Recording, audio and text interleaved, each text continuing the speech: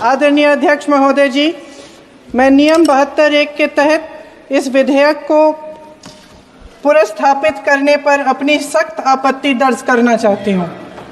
महात्मा गांधी ग्रामीण रोजगार गारंटी कानून पिछले 20 सालों से ग्रामीण भारत को रोजगार देने में और ग्रामीण अर्थव्यवस्था को मजबूत बनाने में सक्षम रहा है।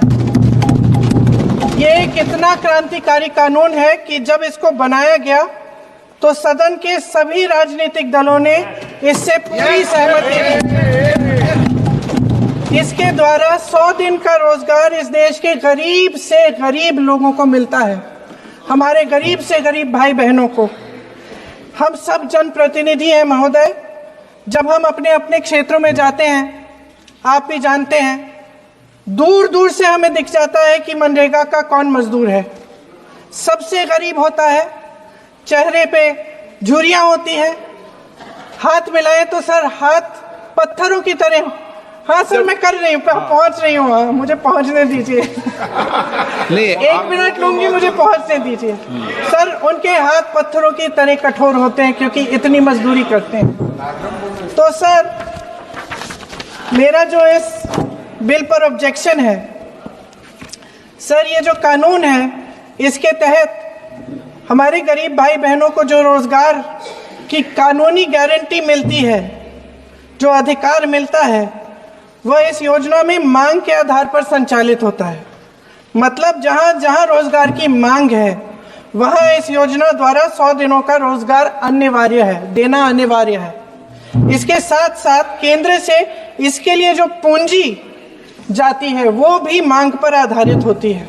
यानी कि इस योजना के लिए जितने पैसे जहां भेजने हैं, कितने भेजने हैं, वह जमीनी परिस्थितियों पर आधारित होता है और मांग के आधार पर निर्धारित होता है।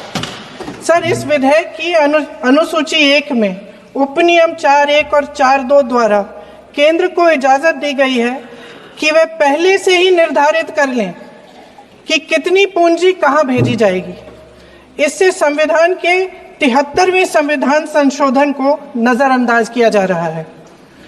सर महोदय, इसके जरिए ग्राम सभाओं को इस योजना की मांग की जमीनी परिस्थितियों के आधार पर तय करने का पूरा अधिकार दिया जाता था। आज वो अधिकार कमजोर किया जा रहा है।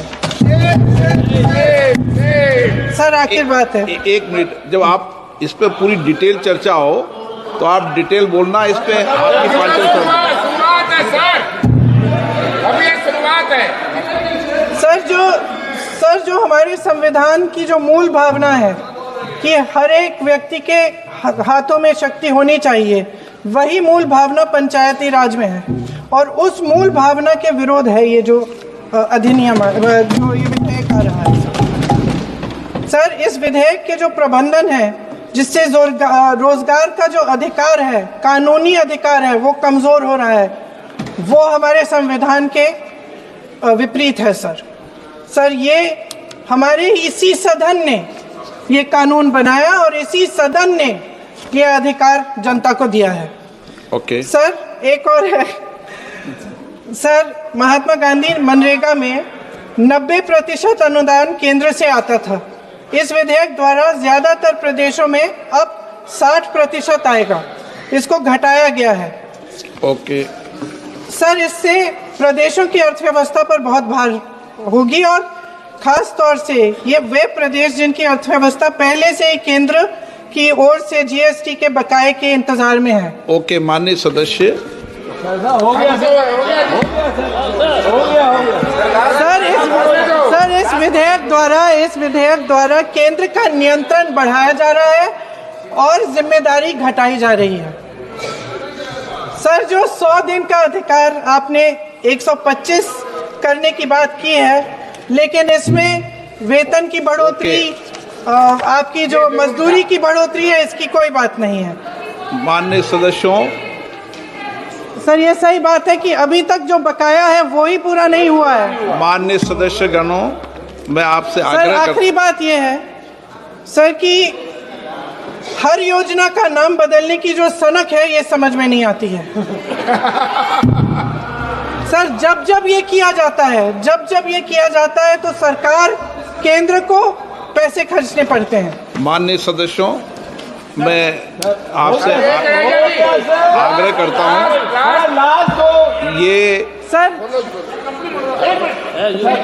आप पोस्टर रख दे नीचे। मैं ये रख दूं? नहीं, आप पीछे वाले माननीय सदस्य, आप 72 में नियम में विरोध कर दें आप। ठीक। सर आखिरी पॉइंट है कि बिना चर्चा के, बिना इस सदन की सलाह लिए इस तरह से जल्दी में विधेयक को पास नहीं होना चाहिए। सर ये विधेयक वापस लिया जाना चाहिए। इसके बदले में सरकार को एक नया विधेयक पेश करना चाहिए। खत्म करूं। महात्मा गांधी जी मेरे परिवार के नहीं थे, लेकिन मेरे परिवार जैसे ही हैं और इस पूरे देश की यही भावना है sir. No, very good. Sir इस पूरे देश की यही भावना है। नो, माननीय सर आखिरी बात,